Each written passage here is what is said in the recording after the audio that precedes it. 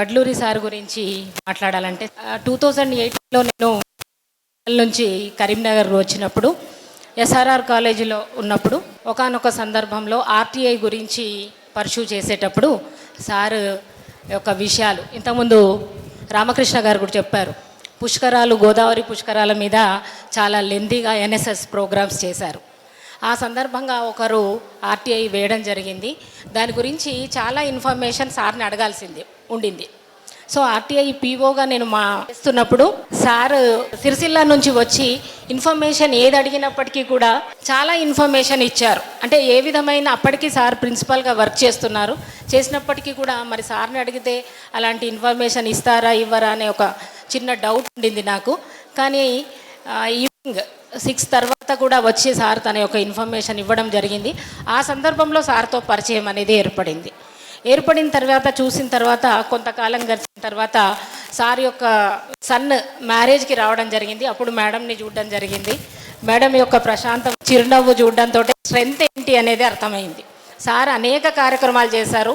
అందులో ఎన్ఎస్ఎస్ అనేది, ఆ తర్వాత ఈ ప్రిన్సిపల్గా పటాన్చేరు వచ్చిన తర్వాత మేము సురేందర్ రెడ్డి సార్ ఆధ్వర్యంలో ఒక ప్రిన్సిపల్స్ అసోసియేషన్ని ఏర్పాటు చేసుకోవడం జరిగింది. దాంట్లో సార్ వైస్ ప్రెసిడెంట్ పోస్ట్ని తీసుకున్నారు. సమర్థవంతంగా నిర్వహించడం జరిగింది. మేము తీసుకున్న అంటే మా యొక్క ఆఫీస్ బేరర్స్ యొక్క సమావేశాలు చాలా తక్కువ అయినప్పటికీ కూడా చాలా పవర్ఫుల్గా, క్వాలిటీగా ఏర్పాటు చేసుకోవడం జరిగింది. లోకల్లో హైదరాబాద్లో ఉండే 2 ప్రిన్సిపాల్స్ మేమిద్దరమే కాబట్టి ఏ చిన్న విషయంలో డౌట్ వచ్చినా ఏ విధంగా ఎలా సీసీని అప్రోచ్ అవుదామన్నా కూడా సార్ చాలా ముందుండేవాళ్ళు.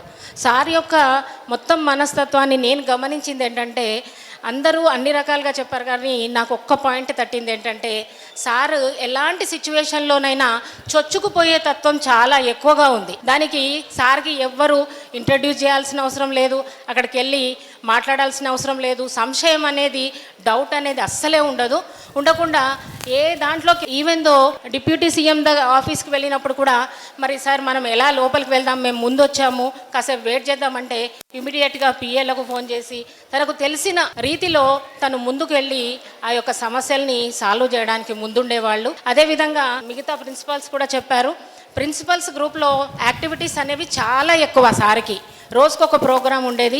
ఆ ప్రోగ్రామ్స్ అన్నీ చూస్తుంటే ఇవన్నీ కూడా మనం కూడా చెయ్యాలి.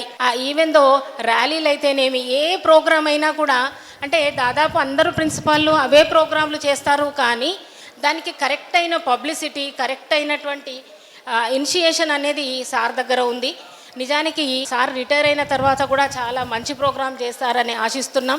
అదేవిధంగా జీసీజీటీఏ ప్రిన్సిపల్స్ అసోసియేషన్కి కూడా సార్ యొక్క సలహాలు సూచనలు ఎప్పుడూ ఉండాలని నేను యాజ్ ఎ ప్రెసిడెంట్గా కోరుకుంటున్నాను. సార్కి ఆయురారోగ్యాలు కలగాలని ఈ విధంగా పదవీ విరమణ శుభాకాంక్షలు తెలియజేస్తూ